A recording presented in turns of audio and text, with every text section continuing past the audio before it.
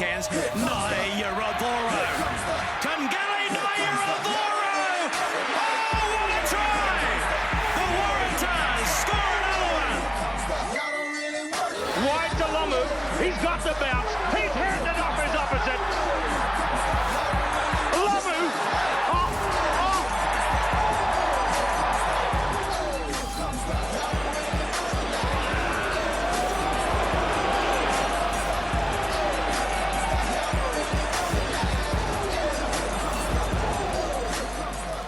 I'm certain Funkeli doesn't mind that little comparison as David Horwitz joins us on Kick and Chase. Dave, thanks for coming in. Thanks for Now, it having is me. your first time here and we should be all sort of warm and fuzzy and ask you how you're going and get your backstory. But, mate, 47 missed tackles.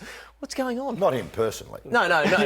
Only 45 of those. Yeah. It's definitely not a flattering stat. Doesn't reflect well on the skills we have and kind of defence has always been said. It's a mindset. It's an attitude thing. If you want to make a tackle, you'll make it. And obviously there's technical aspects, but the biggest thing is your attitude. So it doesn't reflect well on that. But in saying that, that kind of outlines a lot of reasons for us doing poorly in the early part of the season. You can't give it to like the Crusaders that many line breaks, that many missed tackles, and expect to come away with the biscuits. So it's tough. Now, David, under the Michael Checker regime, all the players spoke about how hard training was. We don't hear that talk at the moment, and your performances, people are saying, aren't reflecting the way you're training. So what is happening at training? Because the way you're playing is just not representative of what the Waratahs are about. I think that's the most frustrating thing. We're having really productive training weeks. You know, we're having really tough sessions, getting through stuff with a lot of detail and putting kind of training sessions together that are more reflective of us as a side and of our talent levels. And then that's the most frustrating part, is that we can't kind of capitalise on that and do it on the weekend, and then we kind of get back to a Monday and we revisit the same thing. We had a good training week and we couldn't execute it on the weekend, so that's frustrating. And Nathan Gray was kind of a massive part of, was there with Checker, and he's still at the club, you know, and he's still driving that attitude and that kind of physical side of it. So I don't think we're missing anything there. And the boys are putting it out on the training park. It's just, you know, carrying that through and executing it when the lights are on. These boys like to be really negative, Dave, so it's all right, mate. We'll let you calm down a little bit. You guys just put the swords away. Look, I honestly thought on the weekend, for the majority of the game, you guys were in it. There was a couple of little lapses in concentration that maybe cost you the game, but when you're playing the best team in the competition, when you reviewed the game on Monday morning, there must have been a lot of stuff that you go, hey, boys, we're pretty close, right? Yeah, Playing some good footy. Darryl put it pretty aptly after the match. I think at 55 minutes it was 26-22, and you could feel as a player the momentum was with you. And if they're the side that's 6 from 6 and leading the comp, and with 25 minutes to go, we're coming, we're rolling. We might not be that far off, but then, you know, 3 little errors. They're good. They're obviously a very good side. 3 tries on the back of that, and then you look at the scoreboard after the match, and it paints a different picture. So it does get tough because we feel like we're right there, and then the end result isn't really coming. Yeah, well, the last 20 minutes of games, I mean, hurting you obviously, but as we saw from that graphic earlier, hurting all the Australian sides across those games against New Zealand. On the weekend in Sydney, Dave agreed to take us in with him into the battle against the Crusaders. This is the result. Pull back, Matt. Matt, pull back.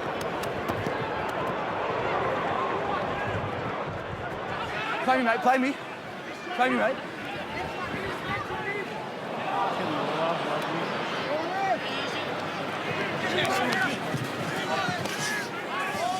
Oh, Crotty. Hoops, eyes up. Watch swirl, Hoops. Go, mate, go. And then he got it out to Harvilli. And Harvilli, over it goes to Bridge. And Bridge is going to score the first try for the Crusaders. Hold. Look. Try! Well done. Good work, mate. Good work. Well done. It's all right. Chat's good. You good with the chat, Mac? Keep talking as well. Tebow. Hold. Out. Go. Out, Kev. Out. Jake. Pick. Kepu, Horwitz, Mason. Over on the left wing now is Michael Hooper.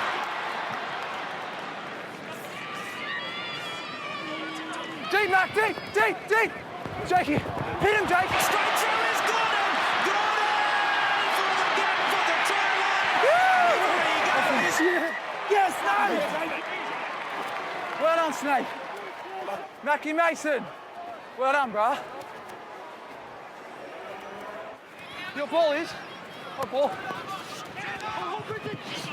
Taken by Horwitz. Penalty goes against the attacking team. Well done, bro. Well done.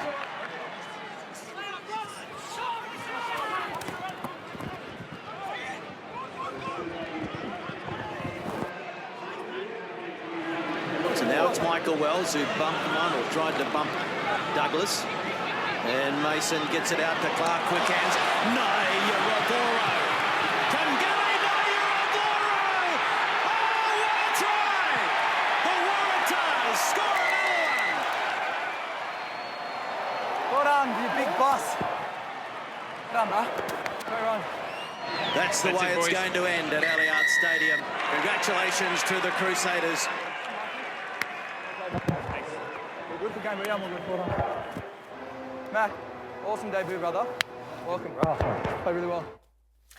Yeah, Dave Horwitz wearing our player mic there. I mean, we love it because it gives us a great insight. Do you forget that it's on after a while, or are you constantly aware that, you know, what you're saying is being recorded? No, as you cross the white stripe, that kind of goes out of your head, but I wish it hadn't. I think Dan Kelly would probably be happy with the Jonah Lomu comparison and the big boss.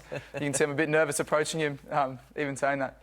But that's a great insight. I mean, I watched kind of an extended part of that afterwards to see what I think of the game and what my chat's like. And it's a pretty good learning tool as well. So, yeah, really happy to do it. So you're lucky enough to play next to Mac in, his first game for the Tars, but also you got a 9, 10 and 12. You've played the most out of those three, and I'm reckoning you haven't played 20 Super Rugby games yet. So, you're not the most experienced Super Rugby player of all time, but you had to take that leadership role.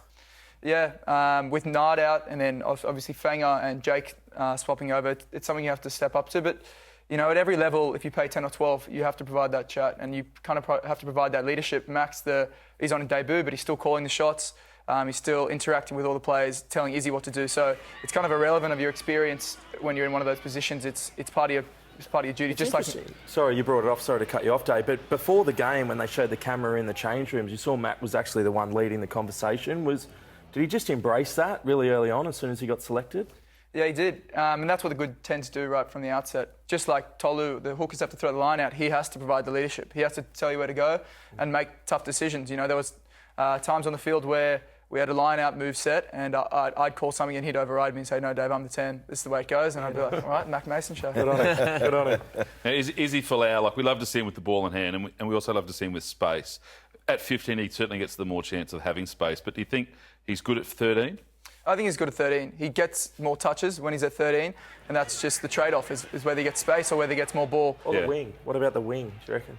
He'd be good in the air there, but I think one of his strengths as well is creating for other people. They get a couple defenders bite on him, so if he's got more players outside him and it's a 3-on-3 and they suck in and he creates a 3-on-2, I think that's really valuable for the team as well. So maybe personally he's not getting the stats, but he's definitely doing a lot for the boys around him.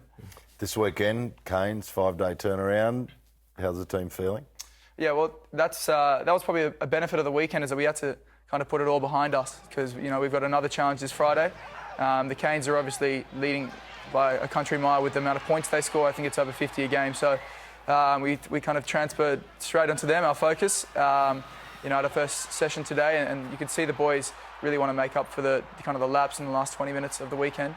Now, as we thank you for joining us tonight, there is some pressure on you this weekend because Ned Hannigan was in a couple of weeks ago, scored a try. Michael Hooper was in, scored a try. So, hello. It's the Fox form. Yeah, I could use some of that good luck. So have me on every week if that's the trend.